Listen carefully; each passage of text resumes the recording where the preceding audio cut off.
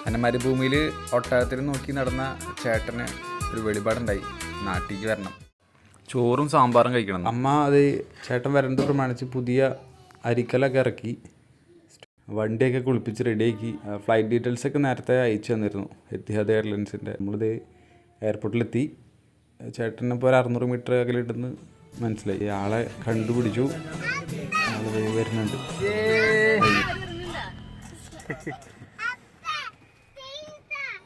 ഒരു ട്രെയിൻ പ്രാന്തനായ ചേട്ടനെ മോനെ കൊണ്ടുവരാൻ ട്രെയിൻ കൊണ്ടുവരാൻ പറഞ്ഞിട്ടുണ്ടായിരുന്നു. അപ്പം അത് കാത്തിട്ടുള്ള ഇരിപ്പാണ് അവൻ്റെ ആഹ്ലാദ പ്രകടനം.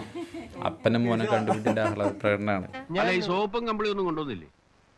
എന്ത് കമ്പിളി? അവിടെ തണുപ്പുണ്ടെങ്കിലല്ലേ ഉള്ളൂ.